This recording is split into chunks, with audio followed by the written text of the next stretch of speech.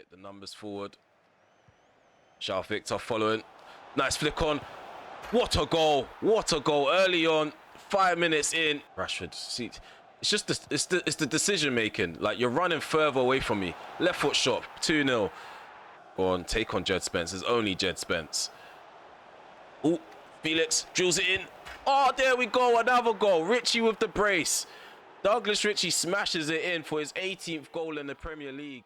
Okay, we're back with another episode. This is episode 73. We are now halfway through the season. We've entered the January transfer window. The first thing we're going to talk a bit about is David Smith. Last episode, we spoke about Barbosa and how we scouted him at the age of 15. We signed him as a striker. His technical ability was poor.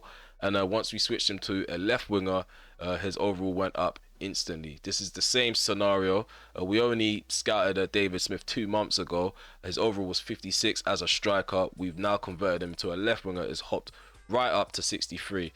We may not have too much time to develop him because he's 17. You guys already know how I feel about players when I sign them at the age of 17 to my academy.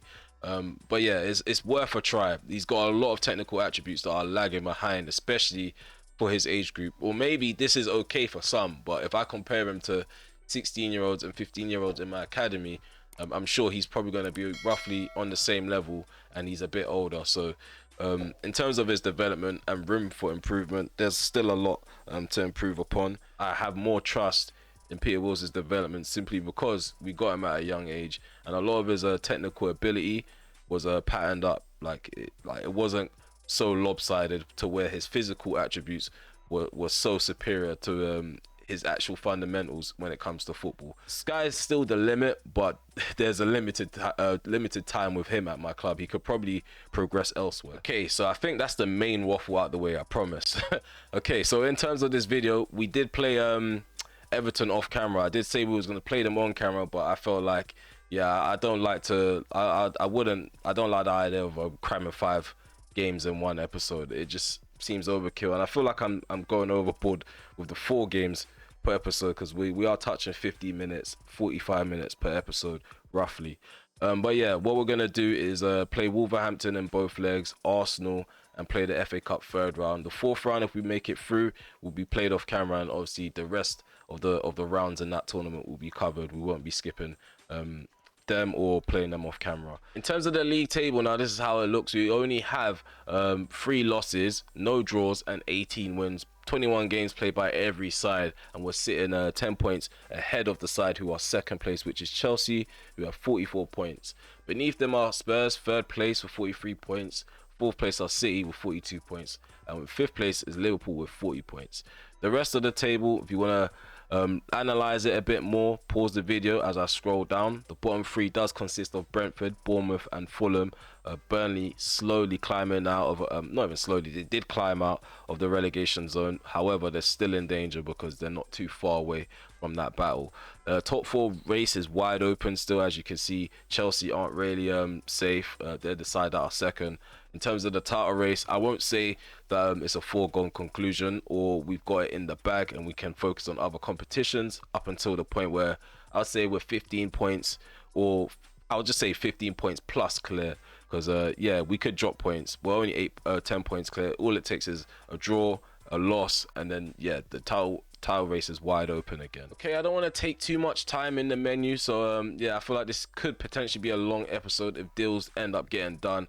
So we're gonna try to get through the nitty gritty, try to make the Carabao Cup quick highlights, just so we don't prolong or drag those matches on, because if it does end up being a landslide in the first leg, the second leg is going to be pointless and boring if we already know which side is going to go through to the next round. But yeah, we're going to try to get through this episode. Hopefully we have a lot of action for you guys to sit through, and yeah, I do want to get results. I definitely want to get results. We are going to be rotating the squad going into this game, and yeah, hopefully these players can kick January off with a massive victory in the Carabao Cup. Match number 1 of this episode.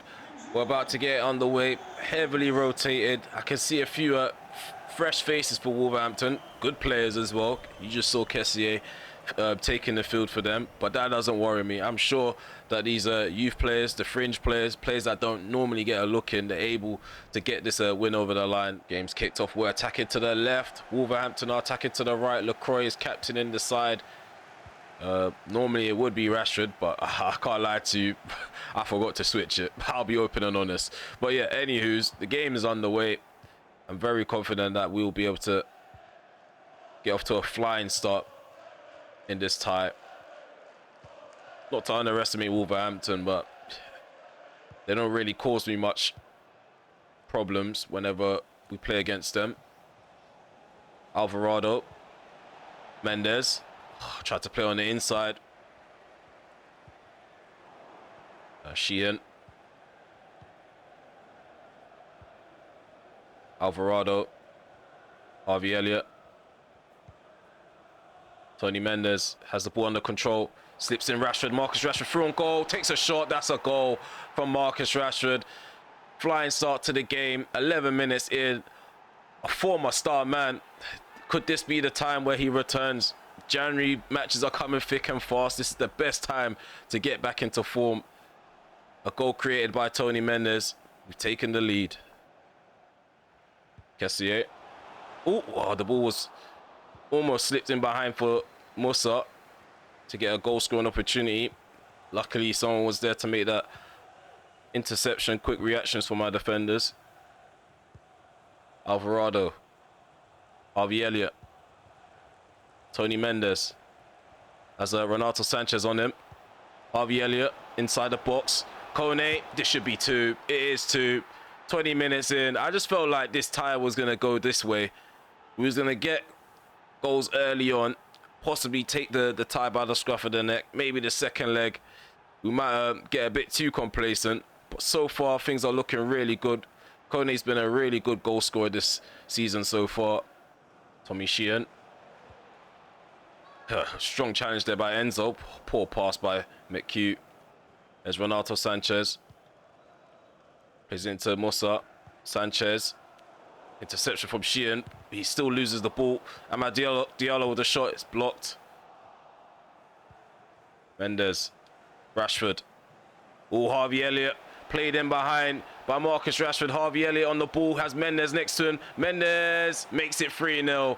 Tony Mendes on the score sheet yet again. Harvey Elliott bags himself in an assist. Rashford plays the ball that creates the assist. I mean, the final third, they're moving lethal right now. Probably just make this a quick highlight kind of type. Dest. Well done. McHugh. Solid defending from the left back. Gallo. Oh, Kone dodges the challenge from Sanchez. Tony Mendes. Rashford. Oh, Rashford. Oh, Rashford, please score this. Oh, my God, this is what I mean. Whenever we have the chance to make it goal of the season, goal of the year, something weird happens. I swear, Rashford might be back, guys. Or it might be just that Wolverhampton are dead. But that was terrible. That was terrible by the defender. He got sent packing. Half-time interval is here. We are 3-0 up. Things are looking rather easy. Too easy. The final third, lethal finishing. Maybe it's just that we're improving up front. But right now, Wolverhampton, as you can see, a lot of their players are missing in action. Not just Enzo Fernandez. Kessié drills a ball into Musa. Renato Sanchez. Cho drills it into the box, into Musa. Nice save from Crespo. Probably one of the best saves I've seen him make since the £70 million move to our club. Because in a normal scenario, that should be in the back of the net. Saved by the left leg or the left foot of Crespo. No luck in that scenario. Sanchez. Musa. That's Sheehan in his way. Musa with the shot. Sheehan's in their way to make the block. Top defending by the Irish centre-back. It is. Built like Maguire with the intelligence of Lacroix. Want to hit them with a 4th goal. So eager to get more goals. There's Gallo. Rashford, come on. Renato Sanchez needs a red card. There is no way he... How is he still on the pitch, ref? This is what I mean by Wolverhampton. They are a good side, but when they play against us, they don't really give us much of a challenge. And hence why we're going to play the league game off camera. It has no real significance to our title challenge. However, Carabao Cup semi-finals is important, so we've got to include the gameplay footage. Get the ball out. Makes no sense. I told you guys, whenever we go 3-0 up, we concede the dumbest of goals. So there's a chance that they could get back into the tie. If you know, you know. When we're 3-0 up and we concede one goal, often or not, the opposition score another. Let's try to put the game to bed, though. Ball goes in. Oh, my goodness me. They're back into the game. Cho with a volley. Who was that? I think that was Fujiwara. How did you miss the header? This game is so scripted, bro. There's no way 5 episodes back to back the same thing happens. This game it must be scripted. Because how does he miss that header? Is that I think it was Fujiwara. And even then, why is McHugh ducking? Why is LaCroix watching? They both should at least attempt to block or anticipate that he's going to misjump and miss the ball. Wolverhampton are back into the game. So 77 minutes on the clock, and of course we made a meal of this opportunity to just have a comfortable semi-final tie. It's just very frustrating, and this definitely leaves a stain on the youth players, because this happened once we started rotating. Gallo, throw this in. Elliot, ball played forward. Abbas can run onto it. 4 minutes added on. Why is Fujiwara in the center just jogging? Burst into that space, man. This guy, he's not ready. He's not ready for first team football. He's not ready. You can't be walking. Enzo Fernandez. Dest. Fernandez, yeah, we're not rotating for the second leg. We're definitely not rotating for the second leg. Some of these guys that I've subbed on, they've definitely put in a bad account for themselves. Sheehan is not one of them. He's definitely not one of them. He had a solid performance. But some of these outfield players in the final third, they need to take a long, hard look in the mirror. I don't care if they're young. You can't come onto the pitch and move like that in the final third, especially when Wolverhampton threatened to get back into the game. Rashford, he had a good game himself. I think things went downhill in front of goal once we subbed him off. So yeah, that's probably a reminder to myself to not do too much in the episode. Probably have the right balance of rotation. So ongoing negotiations are going to happen between United and Everton for the loan move for Rasmus Olsen. We're gonna try and get him to move on a short-term basis. Initially they wanted a loan to buy, so we know the interest is in that player, and he does have some potential. Hopefully this loan move can prove to be very beneficial for his development. And yeah, we'll see how he gets on and give you guys a bit of an update from time to time. We're away from home. Rashford is leading out the side. We have rotated quite a bit. Crespo starts back-to-back games in a row. Hopefully we don't muck things up the way we mucked things up against Wolverhampton. I want a comfortable victory. We've kind of balanced out the type of or how much rotation that we've got going on within this squad.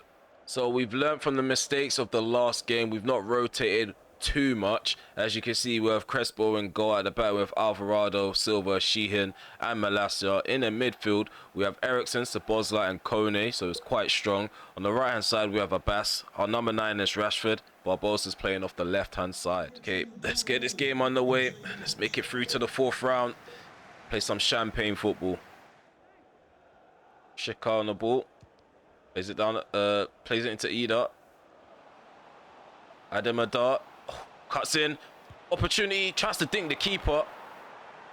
What is going on with Sheehan? Why is he juggling the ball? Nice save from Crespo. Well played by Sheehan to be there, but he's playing games there. I was holding circle for a straight up clearance. My man's trying to do keepy ups with a striker bearing down on him. And as per usual, at one end we look like conceding. Up the other end we might go ahead and get the goal to take the lead, and that's exactly what we've done. Marcus Rashford, back-to-back games, he's bagged himself a goal. His movement has improved, but it is against a lesser side. But you've got to play what's in front of you. Hopefully, like I said, this is a way back in for him. Barbosa back onto the left wing. Well, most of his development has happened. Gives up the ball cheaply though. Here's a dart. Running forward for Norwich. Rashika down the left hand side. Bursts into the penalty area. cuts it back. Nunes takes a shot on the edge of the box. It's blocked. Norwich still have the ball. Dar with the follow-up shot. And Crespo makes a save. It spills it. Spring it with the shot inside the penalty area. Third time in a row. Third time unlucky as it goes over the bar. Hits it with the lace. Just doesn't dip. That's probably what he was trying to do. Not playing the way we played against Wolverhampton in the first half. Still feels like a feeling out process. Like we're still getting warmed up. Dar bursts into the penalty area. Another save by Crespo. Norwich, they've had a lot of chances. Crespo, he's holding it down for the back four. But I don't think he can do this for too long. Eventually, we're going to crack.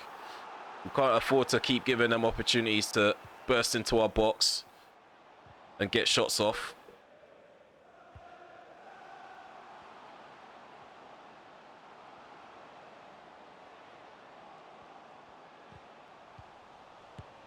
This just doesn't make sense, guys. Are you guys seeing this? It's like they're just shielding the ball, cutting it back and just blazing it. And there's nothing I can do.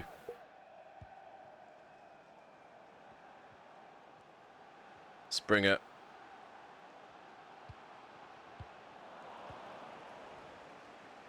Ericsson.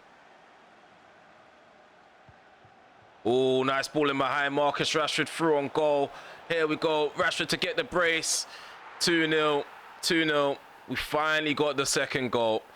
We're not going to make any changes. We need to double the lead, get another goal, make it 4, and then we can make some changes to rotate. Rashford, hopefully this is a sign of things to come. I keep saying this when he scores because I'm not a hater. I want my players to play well.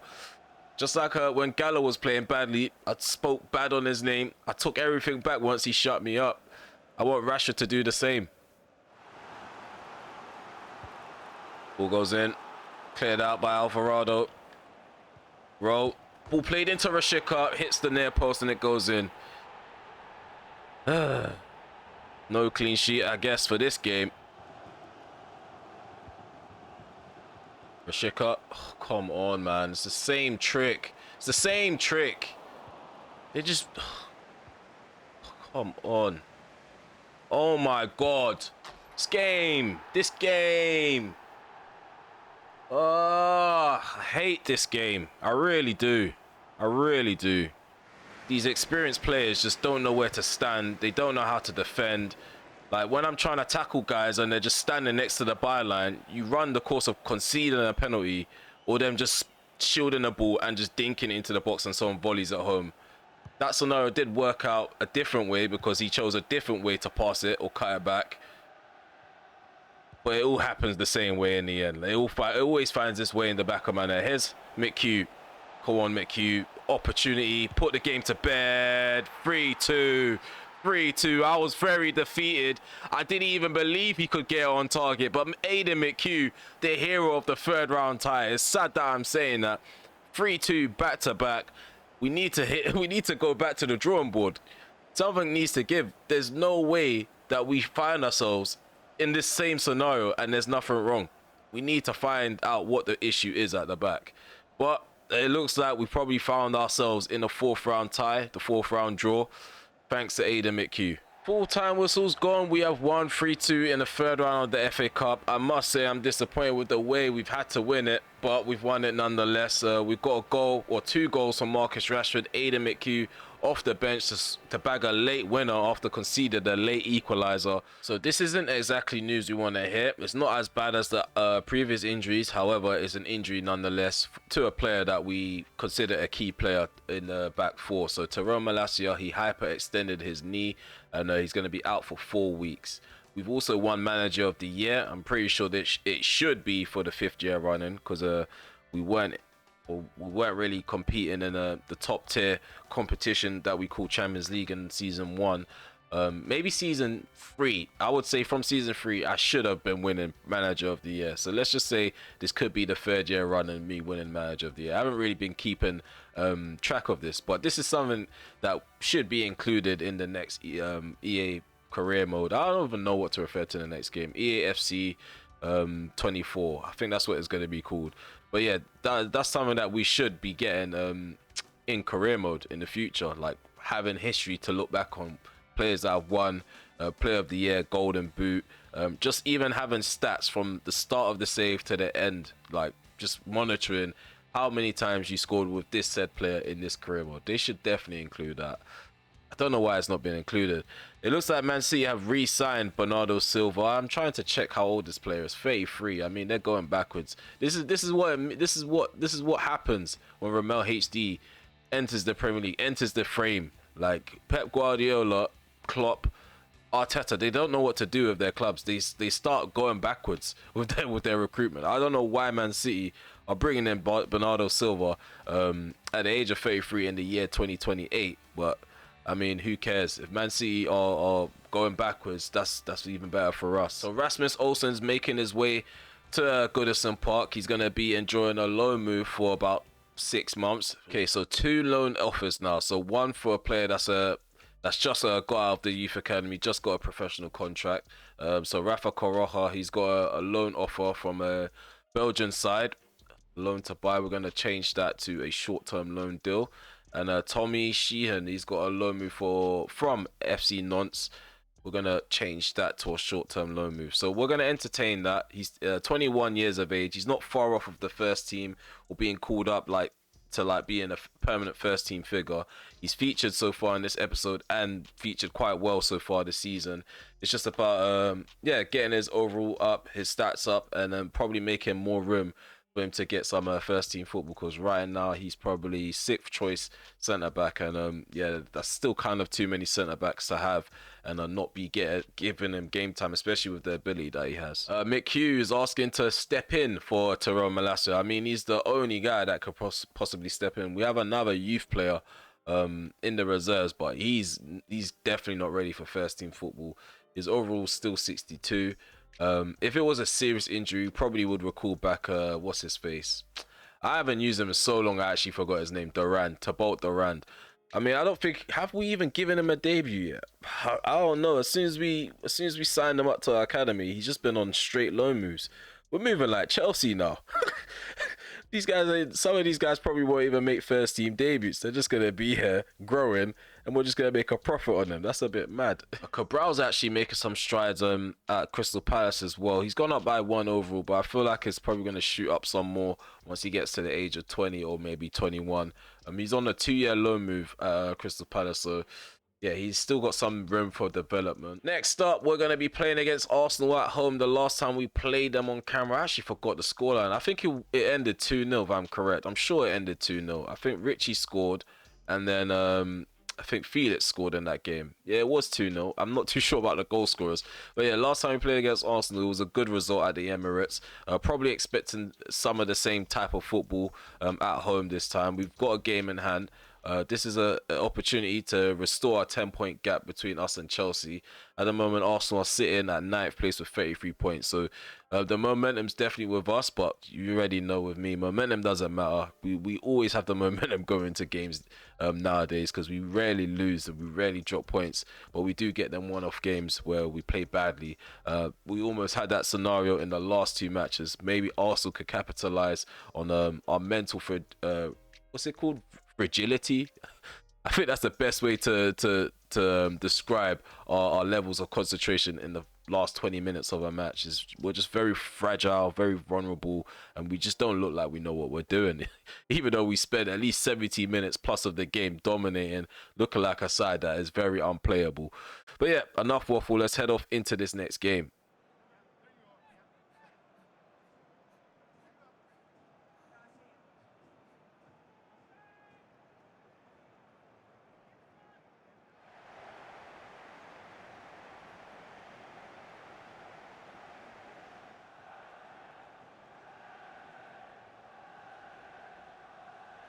David De Gea takes his spot back in goal. At the back, we have Antonio Silva, Lacroix, and Martinez. In the midfield, we have Timber, Szoboszlai, Kone, and Mick Hughes.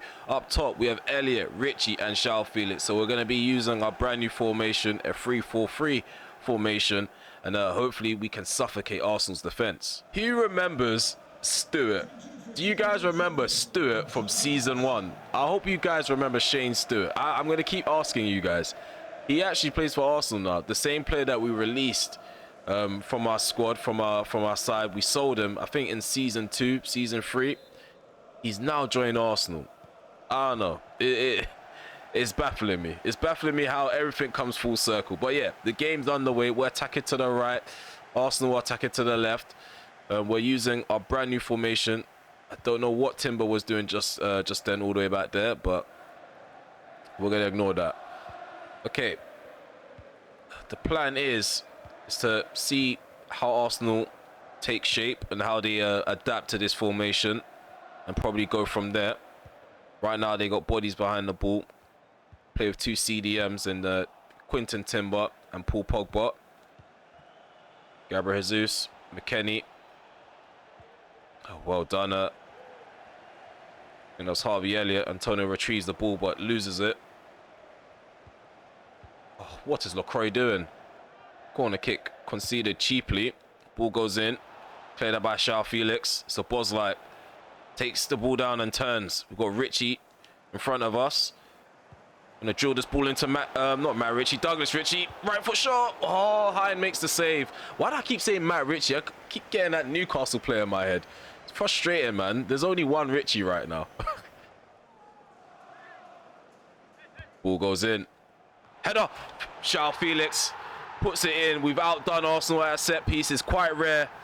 Ah, João Felix. What a player. What a player. Ball goes in for Mick Q. I only just started using him for corner kicks. He's got decent curve, decent long passing. His crossing's okay.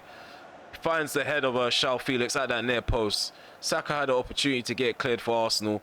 Pogba tried to leap up. He just wasn't quick enough to get to the head before Felix. So João Felix has now bagged 12 goals in the Premier League in 19 games. I feel like this is going to be a good season for the Portuguese winger.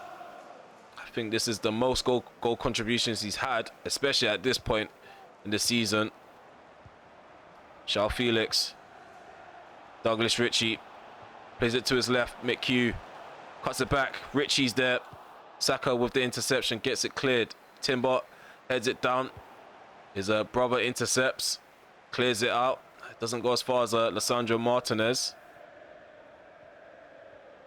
Silva. Into LaCroix.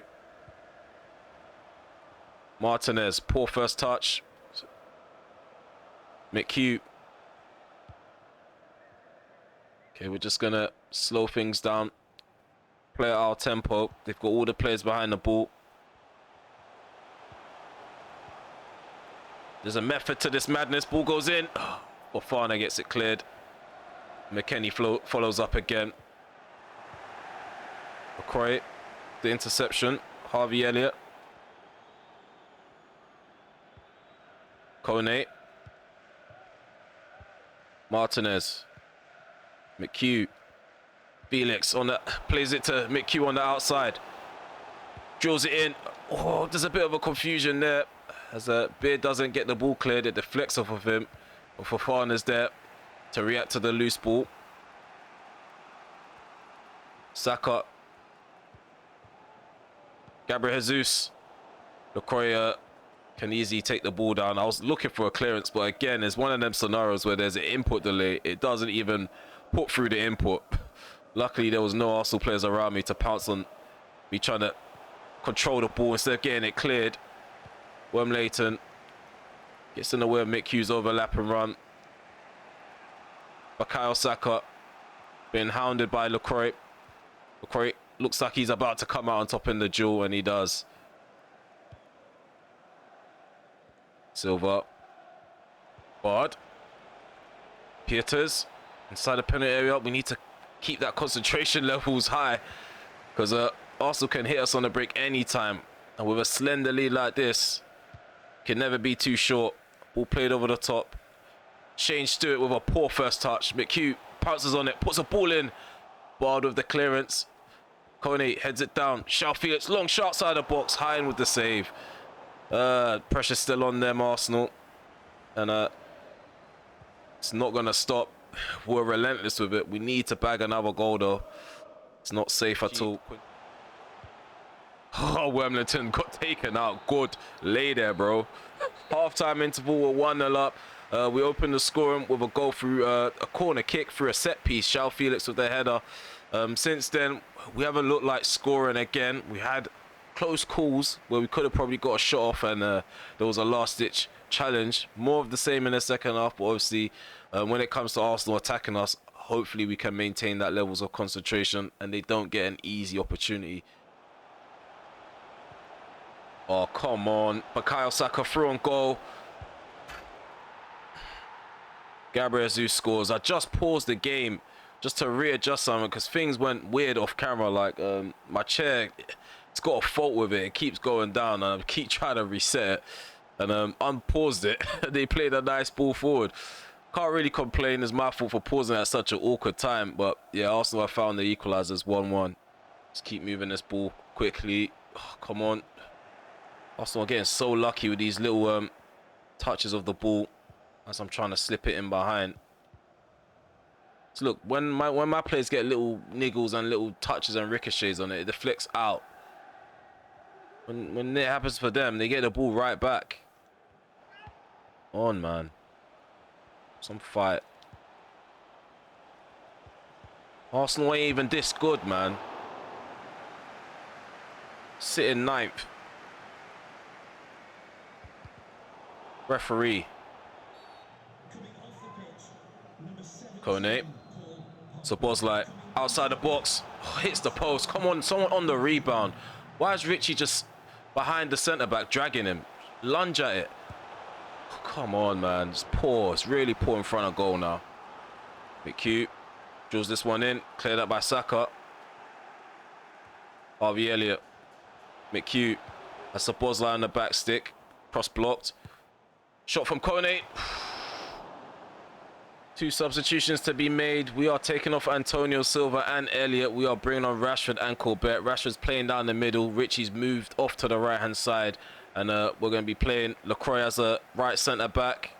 Corbett as a central centre-back.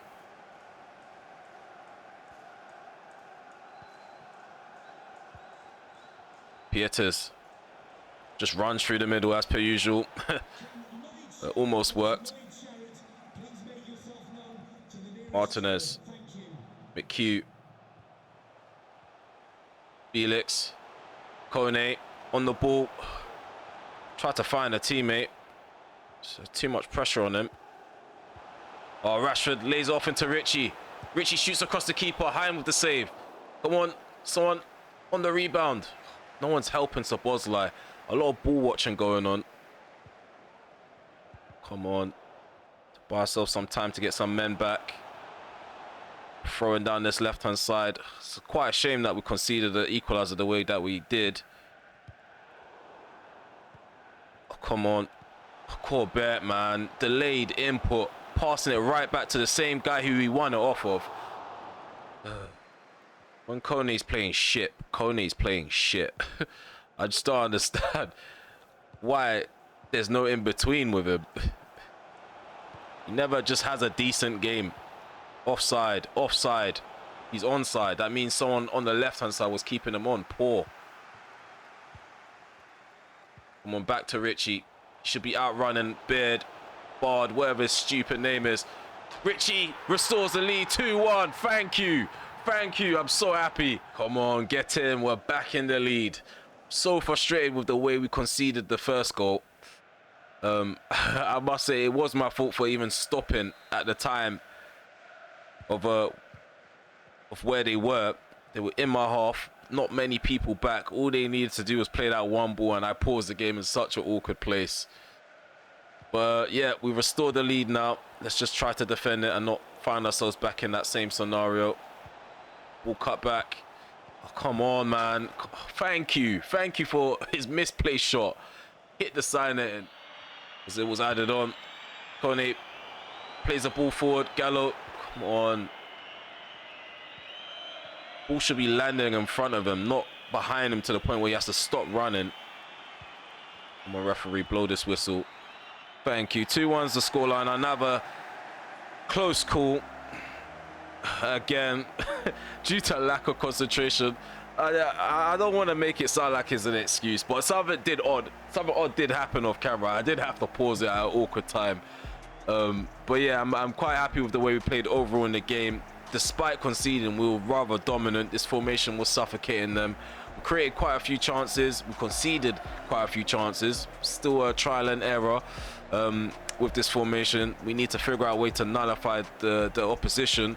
Try to prevent too many goal scoring opportunities to be created. Yeah, Timber, he's talking about playing out of position. So I think that formation is just going to register these guys being played out of position, even though they can possibly cover those areas. Like Timber as a right mid, he doesn't lose out on a lot of his ability. Even as a right wing back, I think he can play right wing back as well. So yeah, I'm just gonna keep saying you'll do for me. I think we're gonna keep getting those messages because Timber and McHugh, they're signed as left midfielders, even though they are left backs and right backs. And then certain case scenarios, they are left wingers in this. They can become left wingers in this this type of tactic. So as you can see, the formation does adjust itself as we cycle through the types of mentality. So ultra attacking and attacking, they're gonna look a bit different. Even with defensive, we actually revert to a 5 at the back, but these wing backs actually bomb forward a lot more than it would suggest. So even our defensive formation, we're not as defensive as it looks on paper, but I doubt we're gonna go defensive. Whenever we use this formation, we're really gonna use it against sides that are quite cagey, that have 2 CDMs or 3 at the back or 5 at the back, however you would like to describe it. This is just an alternative formation. Our main formation remains to be 4-3-3, and yeah, I do expect to dictate tempo and create way more chances still with the 4-3-3 one, despite us just flooding the defenses with the 3-4-3 formation. I just realized that all we really did was just flip the 4 and replace it with one of the 3s. I don't know. More waffle. As you can see, we have 57 points on the table. With a game in hand, we are currently 9 points clear, which means if we actually win that game in hand, we go 12 points clear. So Chelsea, they've dropped points even further. As you can see, they've now got six draws on the table.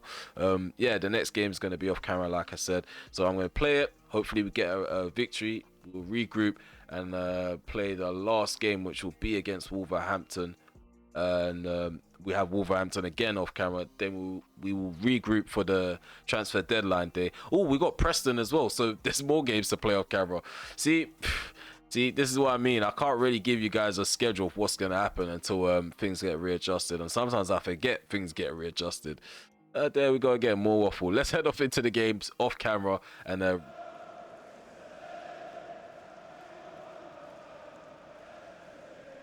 in the return leg at home, we are going to have a bit of rotation, but a fully fledged first team squad is going to be put out. Crespo's in goal, Timbers at the back with LaCroix, Corbett and McHugh. In the midfield 3, we have Mendes, Kone and Eriksson. Abbas is playing off the right hand side, Felix is off the left, Marcus Rashford is starting as our number 9.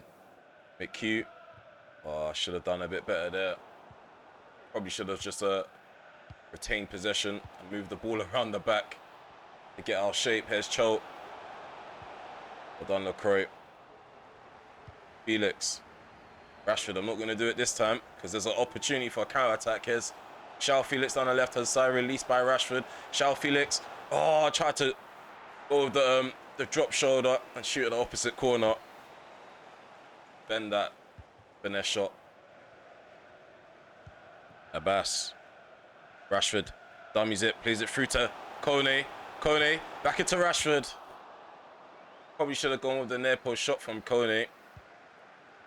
I thought if I could lay it off into Rashford with momentum behind him, shoot, be hard for the keeper to stop it.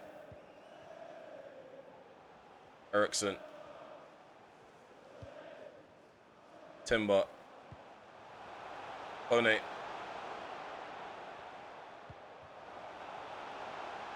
Timber up against Dest, and Dest comes out on top in that battle. Weigl chose running beyond the defense. Weigl tries to pick out a ball in behind. Cut out. Oh, Salamakers inside the box. Salamakers with the shot at the near post. Crespo with the save. I thought I brought him down for a second. Luckily, it's just a corner kick given by the ref. Very composed in that scenario. Here's Tony Mendes. But you're in Timber.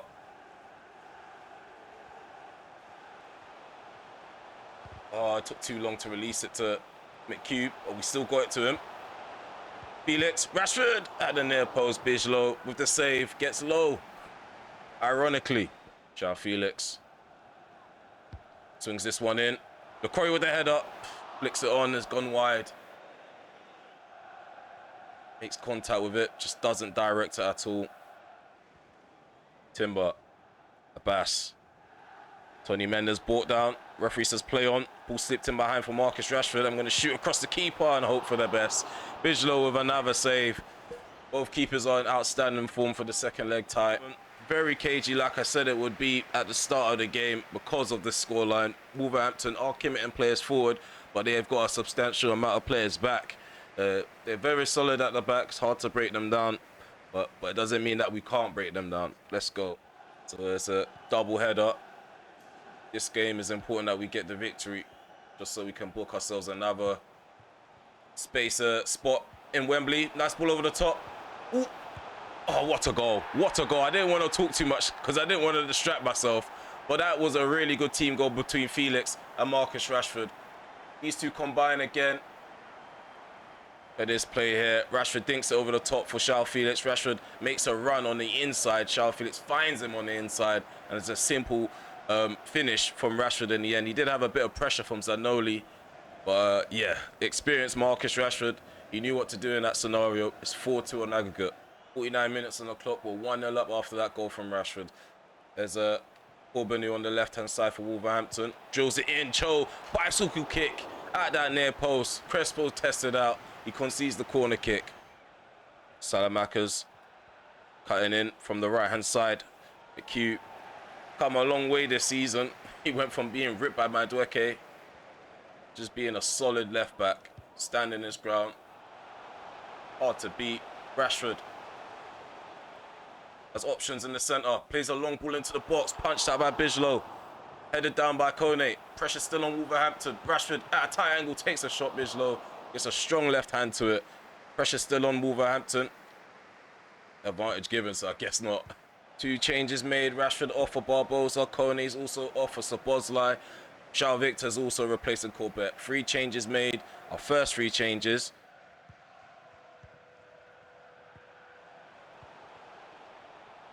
McHugh, early crossing, cleared out by Dest. Felix heads it down.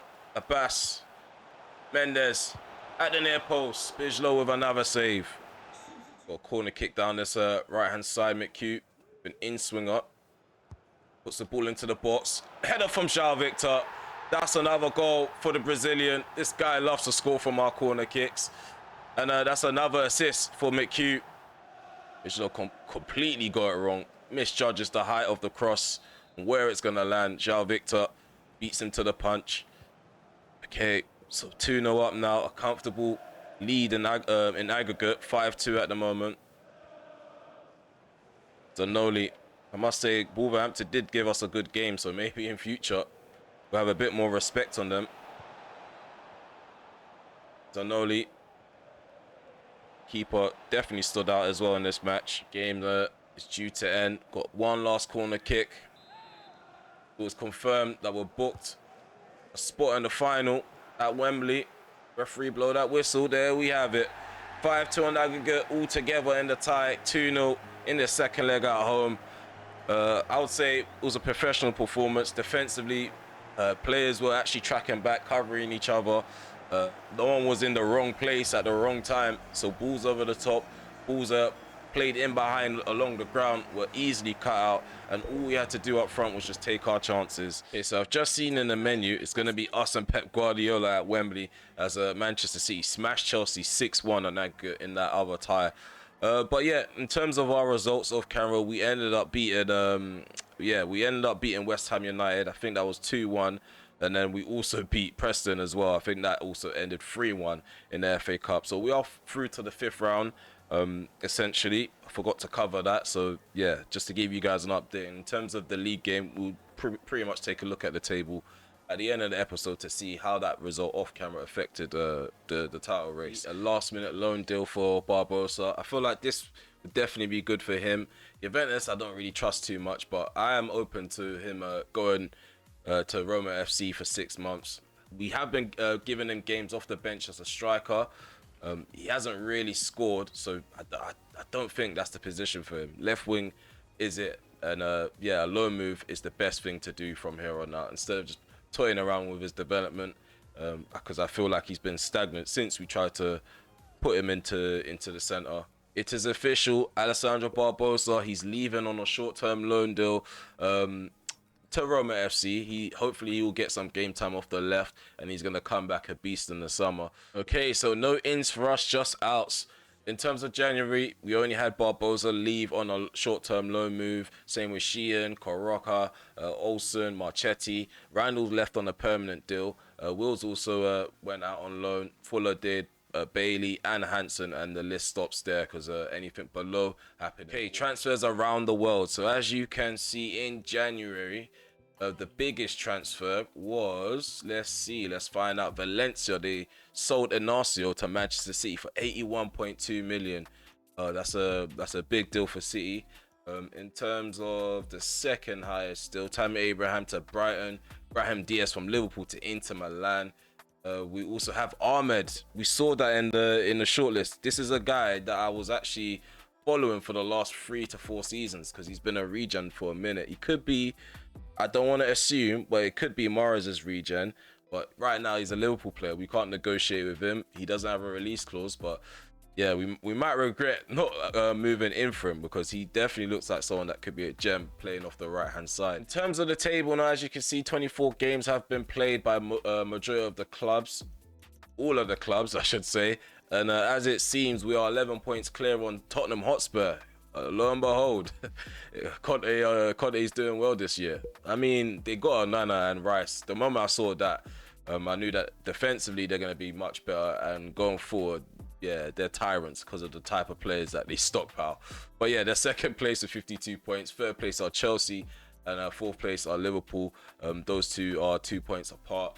Manchester City, they're 2 points below Liverpool as well, sitting at fifth place. Newcastle United, they are 6 points behind Manchester City. They're sixth place at the minute, battling it out with Aston Villa, Wolves, and potentially Arsenal for a Europa League spot.